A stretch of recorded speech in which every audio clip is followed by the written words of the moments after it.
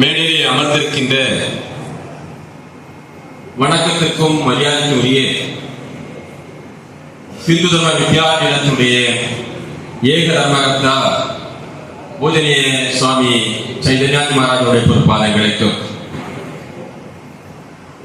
ஹிந்து வித்யாபீடத்தினுடைய மாநில அமைப்பு செயலாளர் வணக்கத்திற்குரிய சுவாமி சிவாத்மானந்தி மகாராஜுடைய பொறுப்பாளர்களுக்கு இந்த முகாமிலே சிறப்பாக நடத்துவதற்கு திட்டம் போட்டு இன்று பெரிய வெற்றியை பெற்றுவதற்கு காரணகர்த்தாக இருந்து கொண்டிருக்கின்ற என்னோடு ஆன்மீக பணியை செய்து கொண்டிருக்கின்ற அன்புக்கினிய சகோதரர் மங்களாதன் அவர்களுக்கு மற்றும் இந்த முகாமிலே கலந்து கொண்டு இந்த முகாமிலே ஒத்துழைப்பெல்லாம் நல்கி இந்த முக வளர்ச்சியோடு அமர்ந்து கொண்டிருக்கின்ற என் பிரியமான அன்பான சகோதரர்களை அத்தனை பேருக்கு அடியவிட வணக்கம், சகோதரிகளுக்கும் வணக்கம். சின்ன ஒரு விளையாட்டு விளையாட்டு அடுத்த நிறைய நிகழ்ச்சி போகலாம். சரியா? விளையாட்டு எல்லாரும் பிடிக்குங்க இல்லையா? இந்த விளையாட்டை ஒழுங்கா செய்தா நான் முடிச்சிருவேன். சரியா? விளையாட்டை ஒழுங்கா நீங்க செய்தீங்கன்னா நான் அதோட முடிச்சிருவேன். அதோட பேச மாட்டேன்.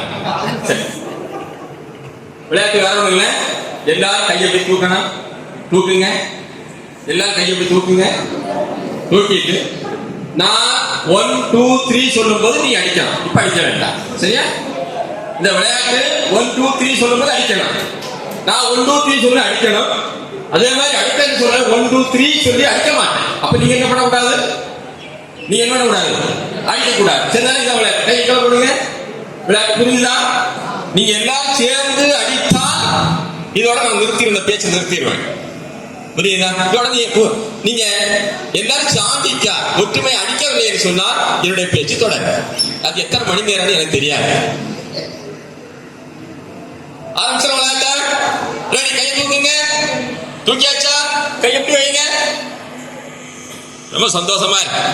1 2 3 1 2 3 1 2 3 1 2 3 1 2 3. இன்னும் நீங்க அனுமதி கொடுத்துட்டீங்க. கையை கிளப்பிடுங்க, நான் பேச்சா தொடங்கலாம். பிரியமான சகோதரர்களே, இந்த முகாம் நடத்துவதற்கு பல்வேறு காரணங்கள். இந்த முகாம் நடத்தக்கூடிய இடம் ஒரு புண்ணியமான இடம். இந்த இடத்திற்கு நீங்கள் வருகின்றதை உங்களுக்கெல்லாம் புண்ணியம் என்று நினைக்கின்றேன். ஏன் இந்த இடம் ஒரு புண்ணியமான இடம் என்று சொன்னால், இந்த இடம் தியாகத்தால் உருவான இடம், சாதாரண இடம் இல்லை. இந்த சமயக்குண்டிரக்கூடிய திட்டத்தை ஆரம்பித்த பூஜனீய சுவாமி மதுராந்தி மகாராஜ் அவர்களால் இந்த மாவட்டத்திலே பல்வேறு மாற்றங்களை மறுமலர்ச்சியை உருவாக்கிய தலைமை இடம்தான் வெள்ளிமலை விவேகானந்த ஆசிரமம். இந்த விவேகானந்த ஆசிரமத்திலே 3 யூனிட்டுகள் இருக்கின்றன. ஒன்று விவேகானந்த ஆசிரமம், இன்னொன்று இந்து தர்ம வித்யாபீடம், மூன்றாவது ராமகிருஷ்ண சேவா சங்கம். இதெல்லாம் தெரிஞ்சு வச்சிருக்கேன். நீங்க விவேகானந்த ஆசிரமத்துடைய பணி எது என்று சொன்னால் சன்னியாசிகளை உருவாக்குவது.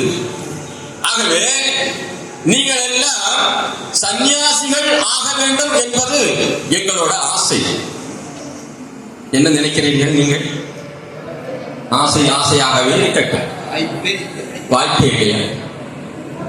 அன்புள்ள சகோதரிகளே, சகோதரர்களே, இந்த மாற்றம் நமக்கு தேவை என்று படிக்கிறது. ஏனென்று சொன்னால் பல்வேறு மாவட்டங்களிலே நாம் பயணிக்கின்ற பொழுது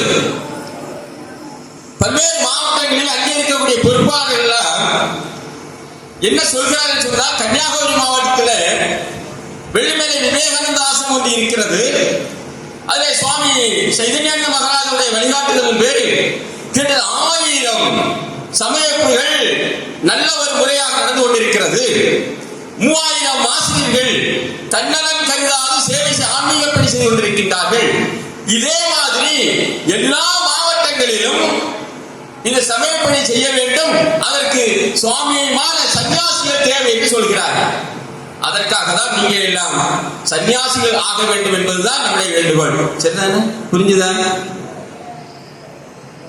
ஆகலாம் தானே? அதை நம்ம சந்தோஷம், முயற்சி பண்ணுவோம். அடுத்ததாக இந்து தர்ம வித்யாபீடம். இந்து தர்ம வித்யாபீடத்தினுடைய பணி என்று சொன்னால் எல்லா கிராமங்களிலும் சமைப்பு நடத்த வேண்டும். சீரும் சிறப்போடும் இந்து தர்ம வித்யாபீடம் என்ன சட்டத்திட்டங்களை நாம் வகுத்துக் கொண்டு அந்த சமைப்பை நடத்தி கொண்டிருக்கிறோமோ அதே சட்டத்திட்டங்களோடு இந்த மாவட்டத்தில் எல்லா கிராமங்களிலும் சமைப்பை நடத்த வேண்டும். அதுதான் இந்து தர்ம வித்யாபீடத்துடைய கொள்கை கோட்பாடும். இதுவும் எல்லா மாவட்டங்களிலும் போடும். நம்முடைய மாதிரி கிட்டத்தட்ட 1000க்கும் மேற்பட்ட சமைப்பு நடந்து கொண்டிருக்கின்றன. மூன்றாவது ராமகிருஷ்ண சேவா சங்கம்.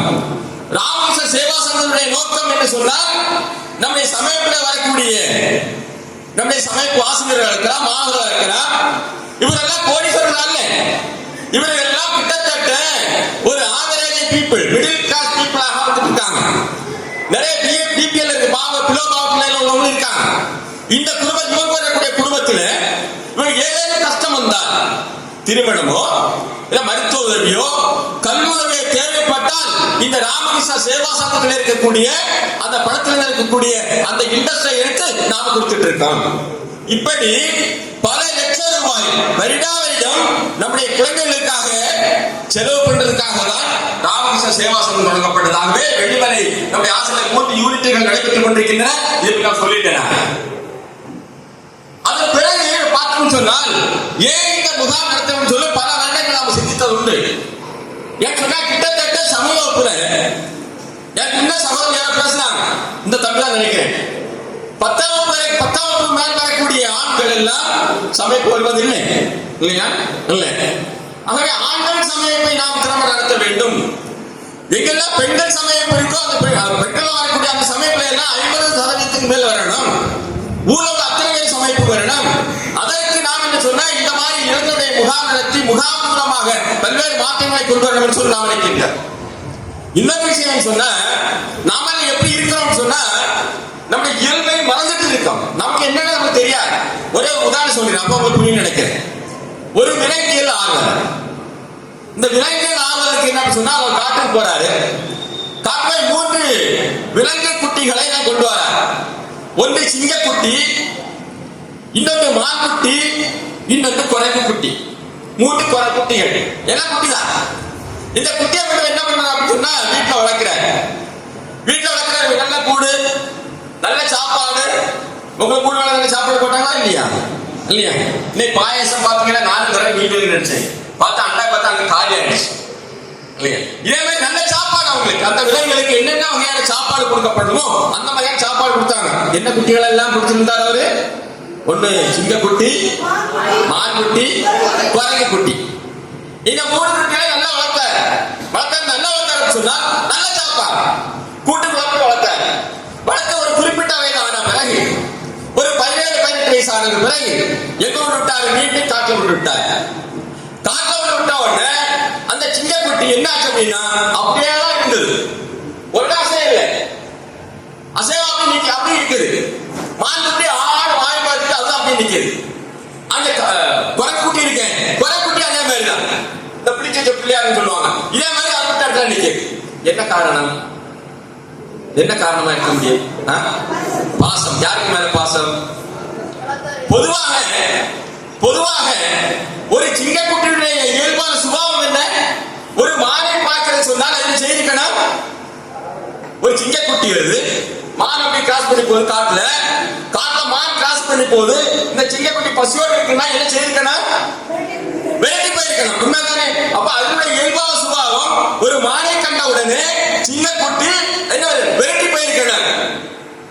இத விரட்டி போனா இந்த சிங்கக்குட்டி விரட்டி வருகிறது அப்படின்னு சொன்னால் மான்குட்டி என்ன இருக்கணும்? ஒன்னா என்ன இருக்கணும்? நீ வந்து சாப்பிட்டுப்பா. அப்படியே இருக்காது. என்ன செய்யணும்? ஒன்னா அது ஓடல. இந்த ஓட்டத்தில் பார்த்தீங்கன்னா திடீர்னு சவுண்ட் கேட்க அப்படின்னு குறைக்குட்டி என்ன உடனே குறைக்குட்டி என்ன பண்ணுவோம்? மரத்து மேலே யாருக்கா? இது கேட்பாங்க சொல்றா. ஆனா வளர்த்த முறை எப்படி?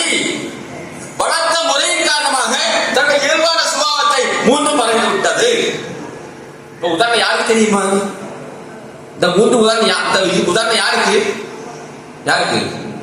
எங்க சவுண்ட் கேட்டீங்க? உங்களுக்கு நீங்க நான் சொல்லல. இந்த சுபாவம் நம்முடைய இயல்பான என்ன மறந்துவிட்டோம் சொன்னா, நாம் எதை தெரிய வேண்டுமோ அதை தெரிய நாம் ஆர்வப்படவில்லை. அன்பு சகோதரர்களே, இந்த நாட்டில் அல்லது இந்த மாவட்டத்தில் இன்றைக்கு பல்வேறு இன்னல்களும் கஷ்டங்களும் துன்பங்களும் இருந்து கொண்டிருக்கிறது. ஆனால் இதை கேட்பதற்கு நமக்கு ஒரு திறமையற்ற சமூகமாக இந்த சமூகம் இருந்து கொண்டிருக்கிறது. என்னை பார்த்தீங்கன்னா எப்படி இருக்குன்னு சொன்னா, நம்ம மதமாற்றம் சொல்லக்கூடிய அந்த சர்ச்சாவில் பல சகோதரத்தை கேட்டோம், நாட்டை என்ன நடக்குது கேட்ட தெரியல. வெளிநாட்டு இந்துக்களுக்கு என்ன கஷ்டம் தெரிய மாட்டேங்குது. கன்னியாகுமரி என்ன கஷ்டம் தெரிய மாட்டேங்குது. இந்த மாவட்டத்தை கன்னிமேரி மாவட்டமா ஆக்கிறது பல்வேறு முயற்சி பண்ணுகிறார்கள் என்று கேட்டா தெரியாது. துறந்தர் பாட்டியா பார்க்கல, காஷ்மீர் பேச்சு பத்தியா பார்க்கல, கேரளாஸ்வரி பார்க்கல, என்ன பார்த்தேன் ஜனநாயகம் பார்த்தேன். ஆக உனக்கு ஜனநாயகமாக நேரம் இருக்கிறது. ஆனா கேரளாஸ்வரியோ அதை துறந்தரோ பார்க்கறதுக்கு நேரம் இருக்கிறது. நேரம் சொன்னால் இந்து சமூகம் கவலைப்படாத சமூகமாக இந்த சமூகம் இருந்து கொண்டிருக்கிறது. அவன் சகோதரர்களே, நீங்க படம் ஆய்வு பார்க்கிற, ஆனா நம்முடைய ஊரை என்னை நான் காப்பாற்றிக் கொள்ள வேண்டும் சொன்னால், நான் உணர்வுள்ளவனாக இருந்தால் மட்டும்தான் என்னை நான் காப்பாற்றிக் கொள்ள முடியும். என்னுடைய கோவிலை நான் காப்பாற்றிக் கொள்ள முடியும். என்னுடைய ஊரை நான் காப்பாற்றிக் கொள்ள முடியும். அன்புள்ள சகோதரர்களே, எக்காலம் உங்களுக்கு பிரச்சனை சொன்னால் விஜய் காப்பாற்றவே மாட்டார் என்பதை நீங்கள் புரிந்து கொள்ள வேண்டும். இதை நீங்க மனதில் குறிப்பிடுவீங்க. ஆகவே நாம் எதை தெரிந்து கொள்ள வேண்டுமோ அதை தெரிந்து கொள்ளவில்லை. இன்னொரு விளையாட்டு எடுக்கும் போது சகோதரத்தை எல்லாம் ஒரு விளையாட்டு சொன்னேன். தம்பி, இவர் ஒரு சுதந்திர போராட்ட வீரர் சொல்லுவார், அடுத்தவர் சொல்லுவார், அவர் சொன்ன சுதந்திர போராட்ட வீரரையும் நீங்களும் ஒரு சுதந்திர போராட்ட வீரர் சொல்லணும். மூன்றாம் நபர், ஒன்றாம் நபர் சொன்ன சுதந்திர போராட்ட வீரர், இரண்டாம் நபர் சொன்ன சுதந்திர போராட்ட வீரர், மூன்றாம் நபர் சொன்ன சுதந்திர போராட்ட வீரரை சேர்த்து சொல்லணும்னு சொன்னா 4 சொன்னா மொத்தம் 20 இருந்தாங்க. 20 பேர்ல 4-5 பேர் தான் சுதந்திர போராட்ட வீரர்களை பற்றி தெரியவே தவிர பாக்கி 16 பேர் இருக்கும். இந்த தேசத்துக்கு போராடி இந்த தேசம் தன் உயிரிழந்தவர்களை பற்றி தெரிய மாட்டேங்குது. வருத்தத்தோடு சொல்கிறேன், வருத்தத்தோடு நான் பதிவு செய்கிறேன்.